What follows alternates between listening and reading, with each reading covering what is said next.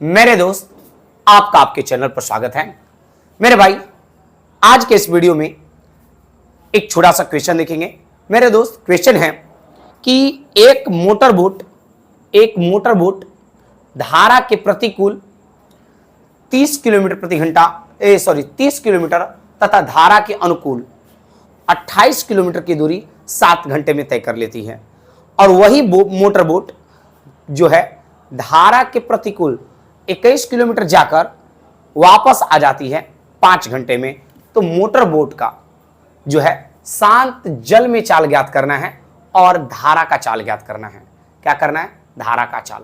तो मेरे दोस्त, मेरे भाई, चीज़ों को समझने का प्रयास करेंगे, ध्यान देंगे। क्वेश्चन बिल्कुल आसान है, सरल है।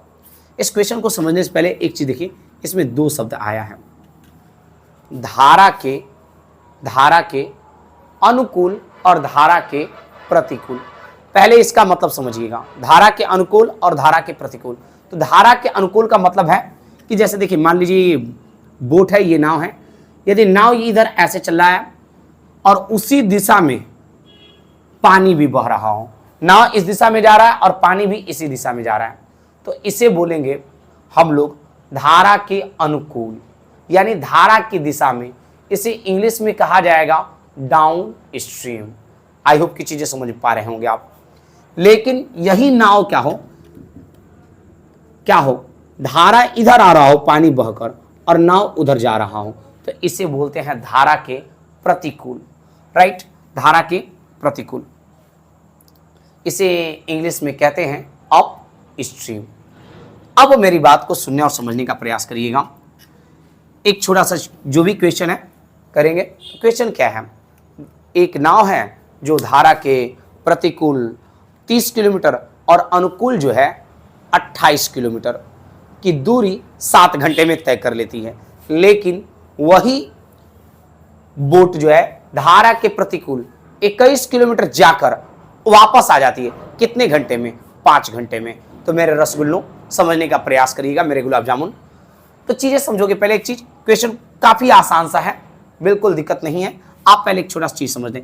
एक चीज देखिए, जब धारा, मान लीजिए क्या बोला जाए, ये जो नाव है, मान के चलते कि ये शांत जल में इसका चाल 5 किलोमीटर प्रति घंटा है। कितना है? शांत जल में 5 किलोमीटर प्रति घंटा। शांत जल तो मतलब समझ रहे होंगे ना, एकदम पानी ठहरा हुआ हो, ठहरे हुए पानी में। जाने दिए, कंकड़ क्यों मारेंगे हम लोग? ठहरे हुए पानी में कंकड़ नहीं मारेंगे। देखा जाए तो अब देखा जाए तो ये कहा जा रहा है कि यदि मान लीजिए कि ये नाव जो है 5 किलोमीटर प्रति घंटा की चाल से उधर की ओर शांत जल में जा सकता है, लेकिन यदि उसी दिशा में धारा भी, पानी भी चलने लगे 2 किलोमीटर प्रति घंटा की चाल से, यानी अनुकूल वाली स्थिति में, तो अब क्या होगा भाई? 5 किलोमीटर तो ये शांत जल में चल ही सकता था, लेकिन अब पानी का सहारा कितना मिल रहा है? 2 किलोमीटर प्रति घंटा। तो अब ये 1 घंटा में कितना चलेगा? 7 किलोमीटर पर आवर। 1 घंटा में 7 किलोमीटर। तो यानी आपको समझना है कि जब अनुकूल चलेगा तो चाल क्या करेंगे? ऐड करेंगे। ना शांत जल में नाव की चाल और धारा की चाल, दोनों को क्या कर देंगे? ऐड कर देंगे। 5 + 2, क्योंकि आप अपने से भी सोचिए, 5 किलोमीटर ये चल सकता था और 2 किलोमीटर प्रति घंटा जो है पानी का सहारा मिला, तो अब चाल बढ़ जाएगा 7। अर्थात बस इतना याद रखना है कि जब अनुकूल बोलेगा तो चाल को क्या करेंगे? शांत जल में जो चाल है नाव का और धारा का जो चाल है, दोनों को ऐड कर देंगे, जोड़ देंगे। लेकिन यही चीज सोचिए, यदि धारा के विपरीत दिशा में चल रहा हो, प्रतिकूल चल रहा हो, तो जब प्रतिकूल चलेगा दोस्त, मान लो 5 किलोमीटर प्रति घंटा क्या है?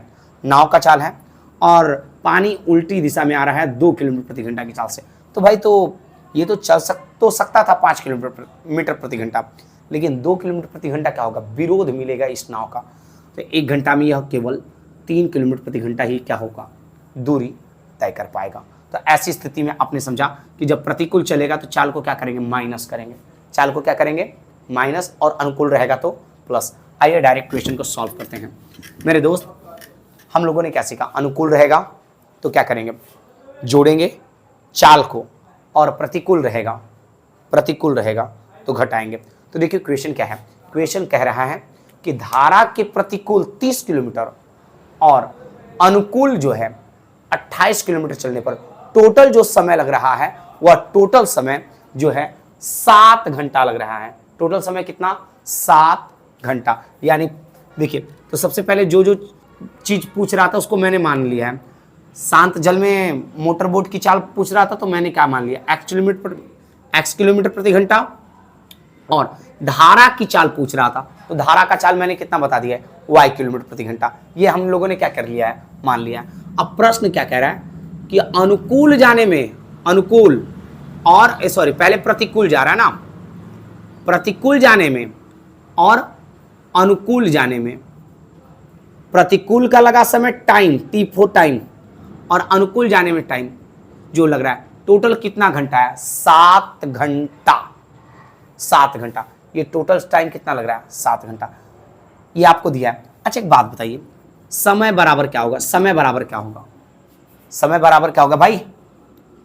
तो समय बराबर होगा दूरी बटा में चाल, जैसा कि आप जानते हैं।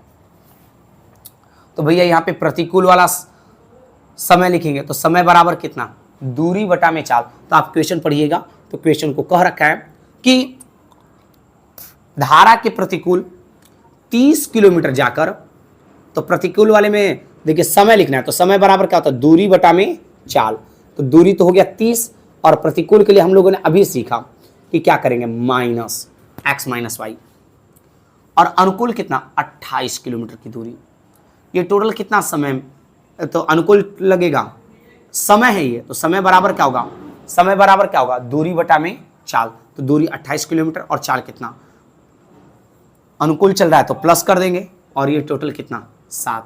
ये हुआ फर्स्ट इक्वेशन। ठीक इसी तरीके से मेरे दोस्त बोला गया है कि 21 किलोमीटर प्रतिकूल जाकर वापस आ जाता है। यानी प्रतिकूल गया 21 किलोमीटर और वापस आता है तो वापस भी आएगा तो 21 किलोमीटर ही आएगा। देखिए गया इधर से प्रतिकूल यानी धारा के उल्टी दिशा में, तो आएगा उधर से कैसे?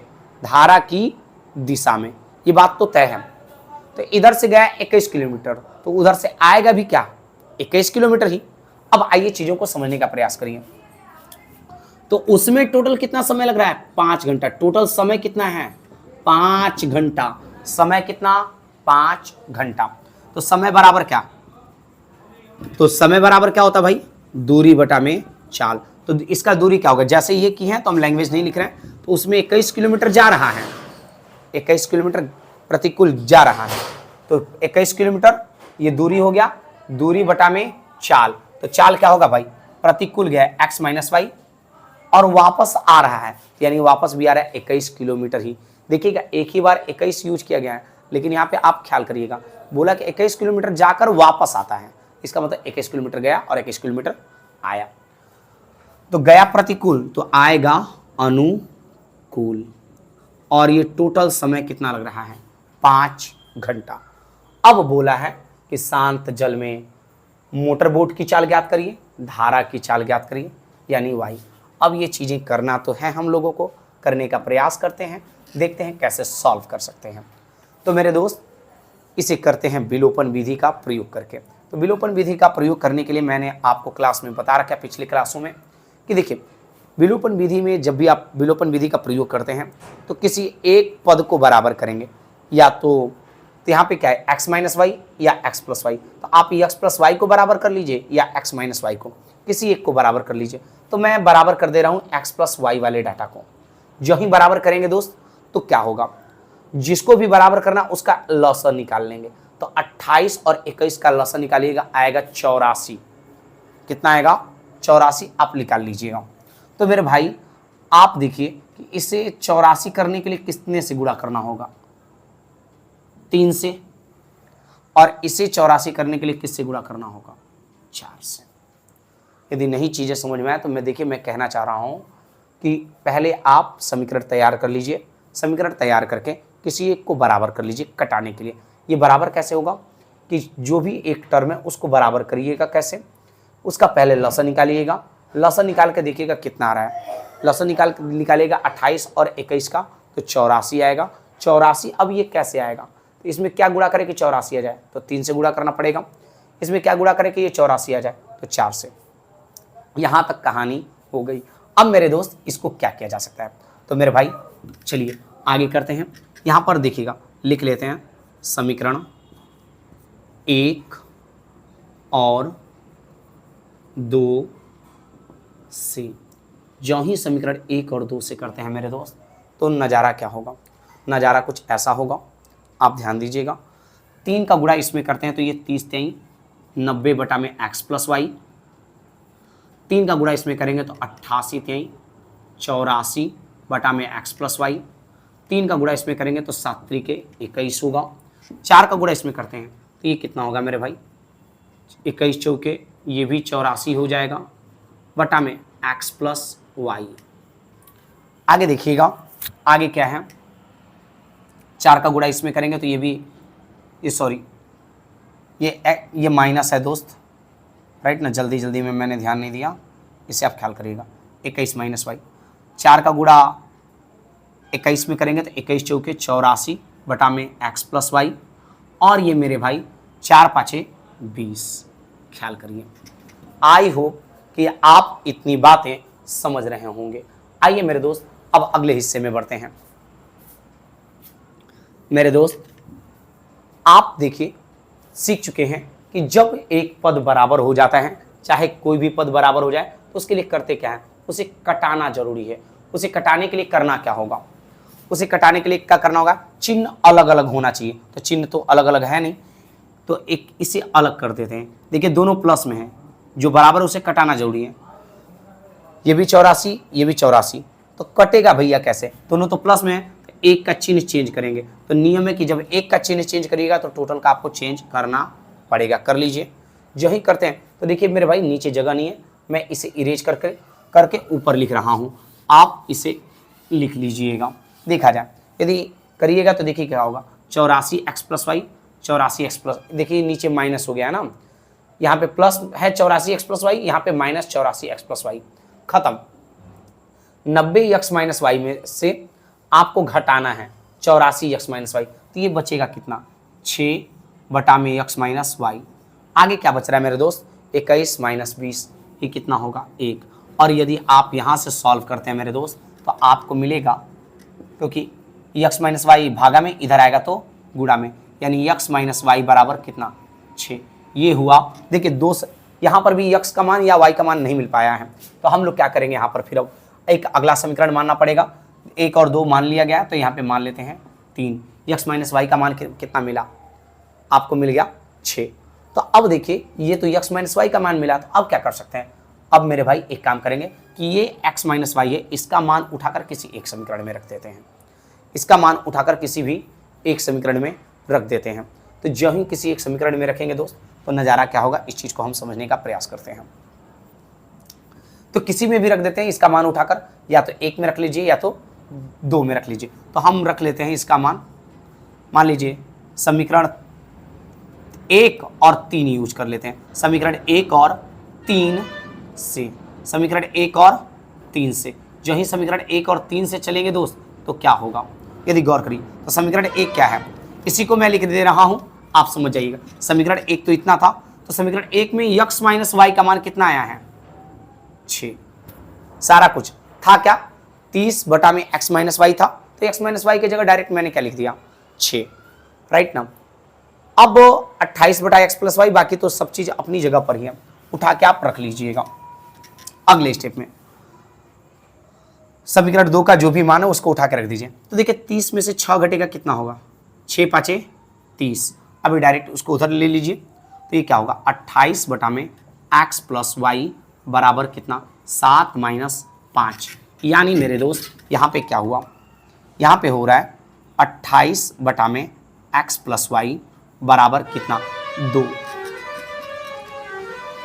जो ही अब आगे सॉल्व करेंगे मेरे दोस्त, तो होगा क्या, यहाँ पर होगा 28, ये x प्लस वाई उधर जाएगा तो गुणा में x प्लस वाई, और ये कटा लीजिए, 2 से 28 कट जाएगा। यदि आप इधर देख लीजिए थोड़ा सा, यानी x प्लस वाई बराबर 28 बटा में 2, अर्थात x प्लस वाई बराबर 14। अब एक बात ध्यान दीजिए, ये हो गया समीकरण 4। अब क्या किया जाए, तो देखिए समीकरण 3 और 4 से आप मिला लीजिए। समीकरण 3 का मान x माइनस वाई बराबर 6 और x प्लस वाई का मान कितना है 14। इतना आप कर लीजिए। देखिए यहाँ से उतारते हैं, मैं यहाँ तक आए हैं और यहाँ तक पहुँचे। अब क्या करेंगे, हमें किसी न किसी तरीके से ज्ञात करना है शांत जल में नाव की चाल और धारा की चाल। तो शांत जल में नाव की चाल क्या है x और धारा की चाल है y। तो अब देखिए कर लेते हैं समीकरण 3 और 4 से। समीकरण 3 और 4 से जो ही करेंगे दोस्त तो क्या होगा नज़ारा। तो समीकरण 3 क्या है, x माइनस वाई। ये तो देखिए दोनों का एक एक टर्म बराबर है, तो अब बराबर करने की कोई ज़रूरत नहीं है। विलोपन विधि में अब गुणा वगैरह करने की कोई ज़रूरत नहीं है। आप यहाँ पर करिए बराबर कितना 14। देखिए माइनस वाई प्लस वाई खत्म, यक्स यक्स कितना 2x बराबर कितना 20। यहाँ पर दोनों कट जाएगा तो क्या होगा x बराबर 10, यानी x का मान कितना मिला मेरे दोस्त, यहाँ पर x का मान मिल गया 10। x का मान मिल गया 10 और तो इसको उठाकर या तो समीकरण 3 में रख लीजिए या तो समीकरण 4 में। इसके बाद हम लिख देते हैं समीकरण 4 से। समीकरण 4 से जो ही समीकरण 4 से चलेंगे दोस्त तो नज़ारा क्या होगा, समीकरण 4 से जो ही चल रहे हैं तो दोस्त होगा क्या, जो ही समीकरण 4 से चलेंगे होगा x प्लस वाई दिया था बराबर कितना 14। भाई x का मान कितना, x का मान हुआ 10 प्लस वाई बराबर 14, यानी y बराबर 14 माइनस 10, यानी इस तरीके से y बराबर कितना 4। अतः x बराबर 10 और y बराबर 4। तो आई होप कि मेरे दोस्त ये क्वेश्चन आपको समझ में आया होगा। बिल्कुल शिद्दत से, थोड़ा समय ज़्यादा जरूर ले लिया गया।